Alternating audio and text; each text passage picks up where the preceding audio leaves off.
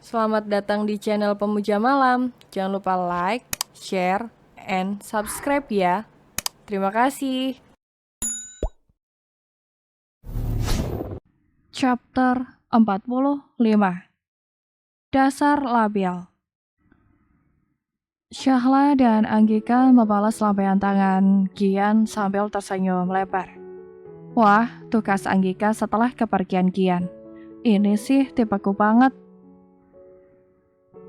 Syahla spontan memukul bahu sahabatnya itu keras-keras.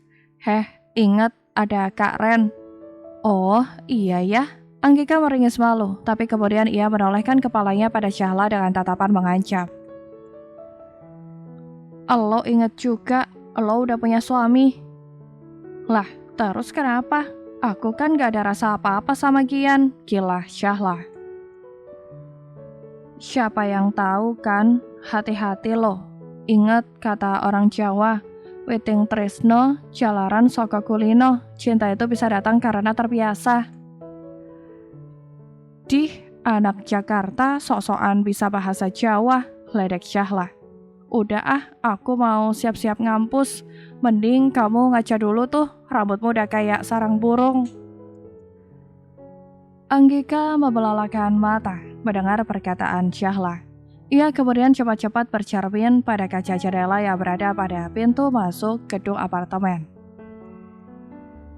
Setelah ini jangan dimandikan dulu sampai 2 minggu ke depan ya, Gian berkata sembari membuang suntikan bekas ke tong sampah. Syahla menganggukkan kepala. Oke Pak Dokter, Gian menghela nafas panjang mendengar panggilan itu. Harus berapa kali ya saya bilang panggil saya Gian aja? Hehehe, Syahla meringis. Habisnya kalau pakai jas dokter begini nggak enak rasanya kalau cuma panggil nama. Gian tersenyum. Terserah kamu saja lah. Oh iya, malam minggu ini kamu free nggak? Saya mau undang kamu sama teman sekamar kamu untuk mampir ke tempat saya. Saya mau adakan acara syukuran pindah kecil-kecilan. Oh, kalau saya sih bisa. Syahla lantas tampak berpikir sejenak. Tapi kalau Anggika belum tahu sih, coba nanti saya tanyakan ya. Oke, saya tunggu. Gian tersenyum penuh arti. Setelah Marla selesai divaksin, Syahla segera kembali ke apartemen dan menelepon Ustadz Amar. Dia berniat mengabari tentang Marla dan tentu saja juga untuk melepas rasa rindu karena sudah 2 hari tidak saling berhubungan. Halo, Syahla berkata sumringah saat melihat video call sudah tersambung. Tapi alangkah terkejutnya ia saat melihat wajah sang penerima bukanlah sang suami, melainkan seorang wanita cantik berambut pirang. Oh, Amar, your sister is calling, teriak dari situ pada orang di belakangnya. Who are you? Ucap Syahla dengan nada sedikit marah. Oh, I am Amar's girlfriend. Tukas gadis itu yang membuat Syahla sontak membelalakan mata. No, Ustadz Amar tampak merebut handphone dengan terburu-buru. Maaf sayang, dia Dasya, temanku. Dia tadi cuma bercanda, kamu jangan salah paham. Oh ya, jadi Mas Amar masukin cewek ke dalam kamar itu juga bercanda. Kemarahan Syahla sudah mencapai ubun-ubun. Loh, enggak sayang, ini enggak di kamar, ini di ruang tamu. Ustadz Amar mengalihkan mode kamera ke kamera belakang. Kita juga nggak cuma berdua, ada teman-temanku yang lain. Coba kamu lihat. Kami memang lagi kerja kelompok untuk proyek penelitian. Ustadz Amar kemudian menunjukkan kondisi ruangan itu yang memang dipenuhi beberapa orang lain. Ada 3 orang laki dan 3 orang wanita. Oh, Syahla menanggapi dengan acuh tak acuh.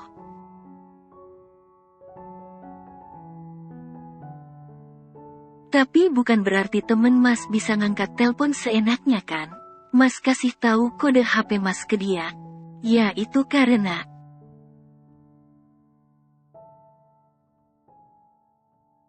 Oh, cukup tahu aja sih Mas. Syahla yang sudah terlanjur kesal lantas menekan tombol reject. Mematikan panggilan video call.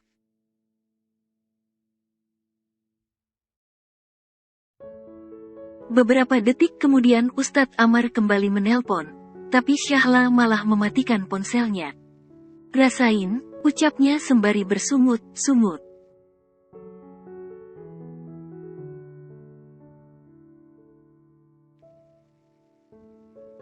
Malam Minggu.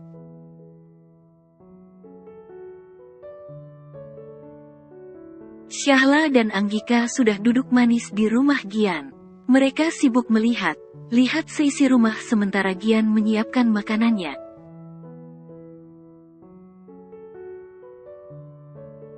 Perlu bantuan gak? Tanya Anggika menawarkan diri. Syahla juga sudah beranjak dari kursi, hendak bangkit membantu Gian, tapi lelaki itu buru mencegah.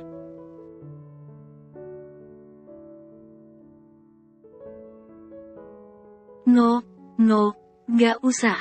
Kalian di sini kan sebagai tamu. Jadi kalian duduk yang manis aja. Oke. Syahla dan Anggika saling berpandangan. Mereka merasa tidak enak hati, tapi kemudian memilih kembali mendaratkan pantat mereka di atas kursi.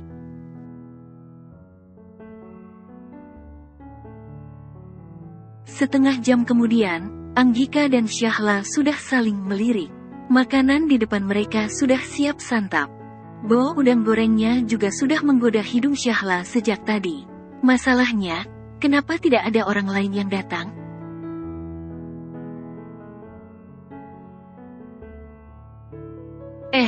Memangnya yang diundang ke rumah lo cuma kita berdua aja ya, Gian? Tanya Anggika mulai tak sabar. Sejujurnya perutnya juga sudah memprotes minta diisi sejak tadi. Dia memang sengaja mengosongkan perut sejak sore demi memenuhi undangan Gian.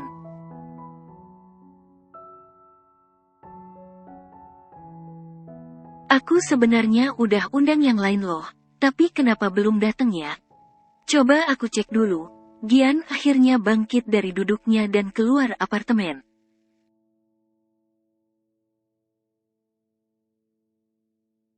Menyisakan Syahla dan Anggika yang terdiam di kursi mereka masing-masing. Omong, meskipun yang tinggal di sini cowok, tapi rapi juga ya. Anggika berbisik pada Syahla.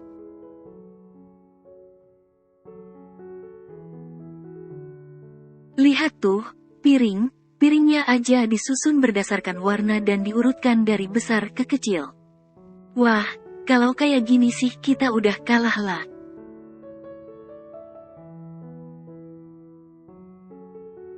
Syahla hanya tersenyum tipis dan mengangguk singkat. Pertengkarannya dengan Ustadz Amar membuatnya malas bicara. Kenapa Pak Amar nelpon aku? Anggika mengernyitkan dahi heran.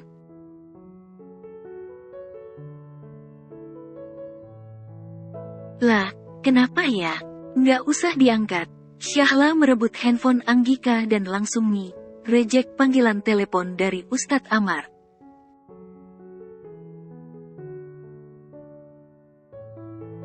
Loh, kenapa sih? Kenapa lo matiin? Bisa jadi penting kan? Siniin HP gue. Protes Anggika sambil berusaha merebut ponselnya kembali. Tapi Syahla malah meletakkannya di dalam tas.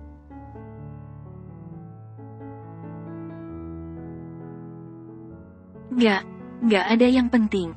Udah, nggak usah diangkat pokoknya. Apa sih? Lo lagi marahan sama Pak Amar? Ada apa lagi? Kemarin aja lo marah karena Pak Amar nggak chat lo sama sekali.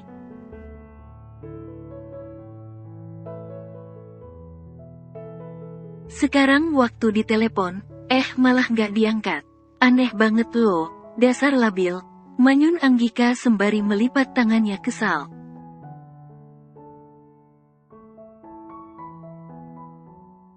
Dia jadi kesal karena handphonenya malah disita oleh Syahla. Lagian, bisa aja Pak Amar nelpon gue karena ada urusan sama gue. Bukan sama lo aja kali.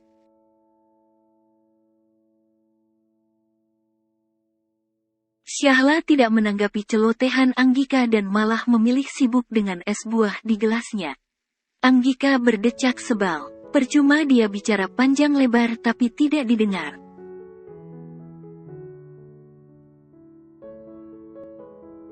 Untunglah, beberapa saat kemudian Gian muncul dan meredam keheningan di antara dua wanita itu. "Gimana, mereka jadi datang?" tanya Anggika karena melihat Gian kembali sendirian.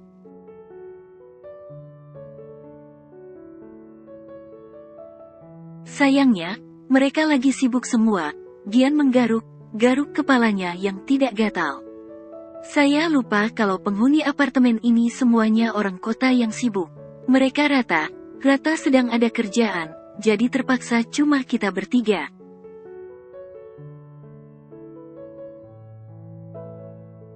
Dengan semua makanan ini, Anggika terbelalak.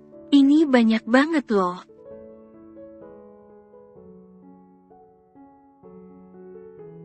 "Iya, makanya," Gian menghela napas panjang. "Harus diapain coba?"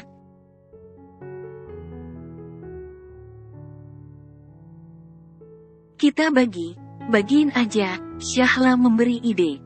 "Kalau penghuni apartemen sibuk, kita bagikan saja sama Pak Satpam di bawah, tukang kebun, atau penjual kaki lima yang ada di sekitar gedung."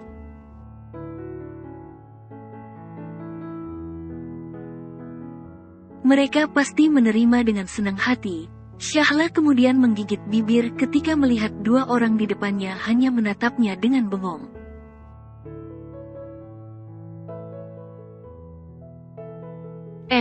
Saya cuma kasih saran aja kok," Syahla berkata canggung. "Bagus itu," Gian mengacungkan jempol.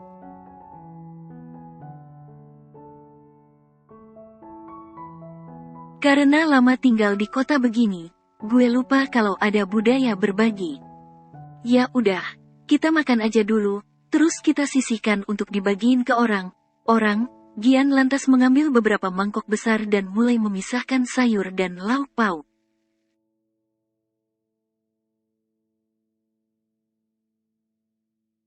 Anggika menepuk pundak Syahla dengan bangga.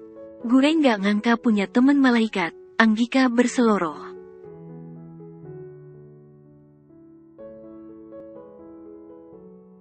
"Apa sih?" Syahla gelengkan kepala mendengar ucapan Anggika. Geli tahu.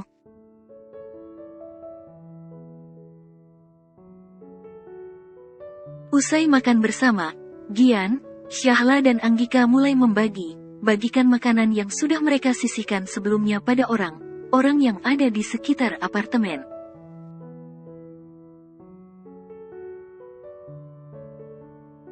Mulai dari tukang bersih, Pak Satpam, sampai penjual sate yang sering mangkal di depan komplek. Sesuai ucapan Syahla, mereka menerima pemberian Gian dengan senang hati dan malah memberi bonus doa untuk Gian.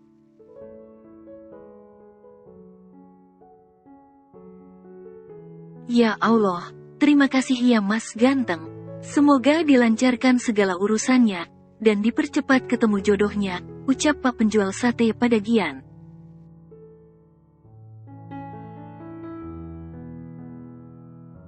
"Amin," Gian menjawab keras. "Tambahin Pak doanya, semoga jodohnya yang ini gitu."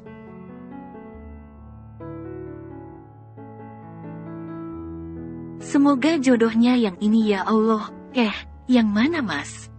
Penjual sate melongok penasaran. Gian hanya tersenyum sembari menempelkan telunjuknya pada bibir.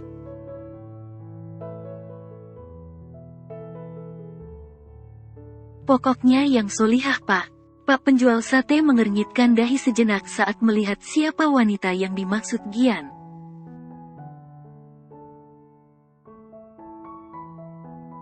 "Neng Syahla." "Loh, bukannya dia itu sudah?"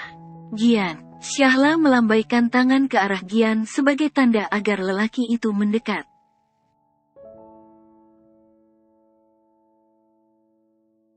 Tanpa menunggu Pak penjual sate menyelesaikan ucapannya, Gian langsung melesat menghampiri Syahla. Sementara itu, Pak penjual sate melihat mereka dengan tatapan heran.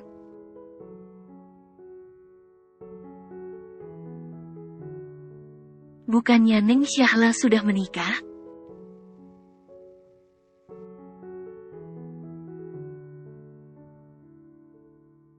"Tang Yuya, kalau bukan karena kalian, pasti makanannya kebuang sia," Sia, Gian mengantarkan kedua gadis itu sampai di depan pintu apartemen mereka.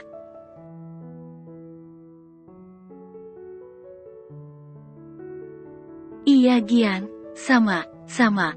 Terima kasih juga karena sudah mengundang kami, ucap Syahla sembari tersenyum dengan tulus. Oke, kalau gitu selamat istirahat ya. Good night, girls. Gian melambaikan tangan dan melangkah pergi menuju apartemennya sendiri.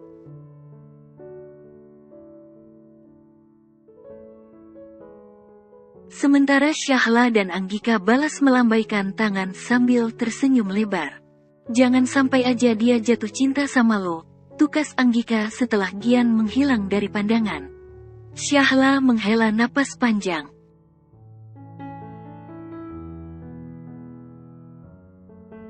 Ya enggak lah, mana mungkin sih. Syahla memutuskan untuk mengabaikan ucapan Anggika dan memilih membuka kode pintu apartemennya.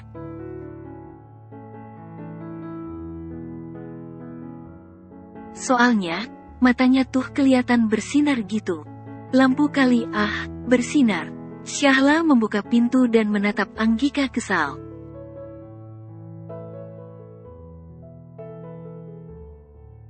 Mau masuk nggak, nih? Ya mau dong, nggak sabaran amat sih. Anggika melangkah masuk terlebih dulu.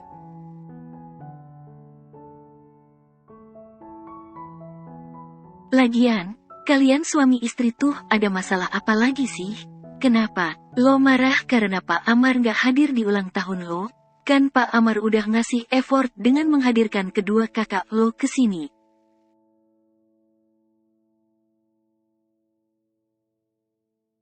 Mereka sampai belain pulang pergi di hari yang sama demi lo. Apalagi yang bikin lo marah sih? Bukan ulang tahun masalahnya Nggi. Syahla melangkah gontai dan mendaratkan pantatnya ke atas sofa.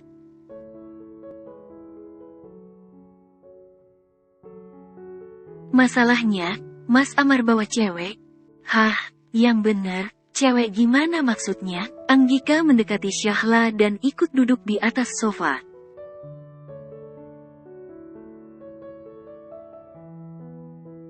Jadi, kemarin kan aku nelpon Mas Amar. Aku mau ngabarin kalau Marla udah divaksin, sama aku kan juga kangen sama dia.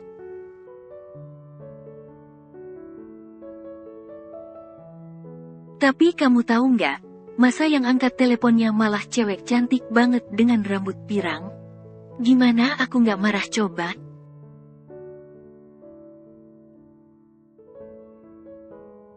Anggika membulatkan mulutnya lebar. Serius lo? Tunggu. Konteksnya, mereka cuma berdua doang atau ada yang lain nih?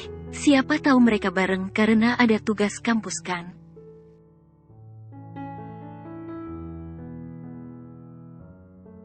Syahla menatap Anggika dengan wajah muram. Ya, sebenarnya, Mas Amar udah jelasin sih kalau mereka emang lagi kerja kelompok.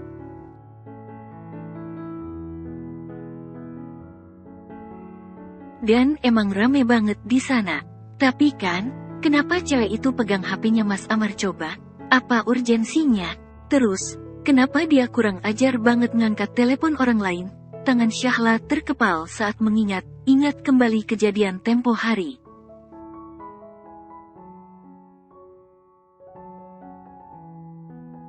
Duh, bikin kesel aja. Tapi wajar sih kalau lo kesel. Anggika anggukkan kepala mengerti.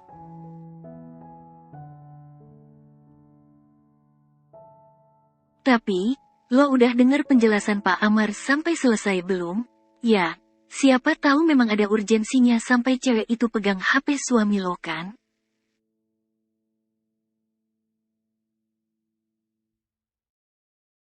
Belum, Syahla menggelengkan kepala pelan. Udah keburu aku matiin teleponnya.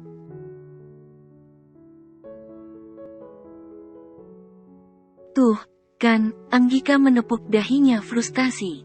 Dengar yalah, kunci dari sebuah hubungan itu ya komunikasi.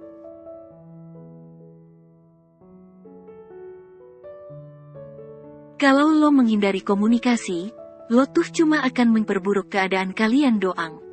Sekarang, lo dengerin gue. Sekarang juga, ambil HP lo, dan telpon balik Pak Amar.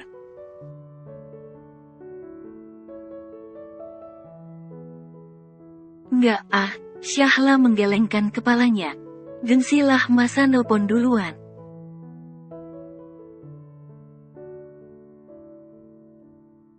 Satu. Syahla terbelalak mendengar ucapan sahabatnya.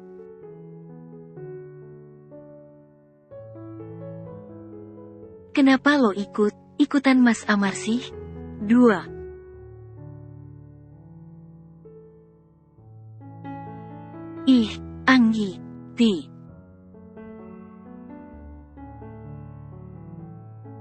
Oke, aku ambil handphone sekarang. Syahla menyerah. Entah kenapa, metode hitungan itu selalu berhasil membuatnya mengalah.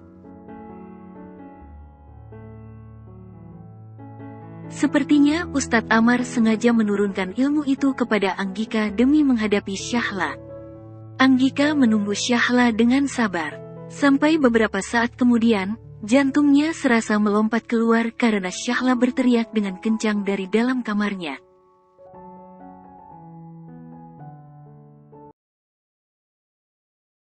Kenapa lah? Teriak Anggika khawatir. Cewek itu DM aku.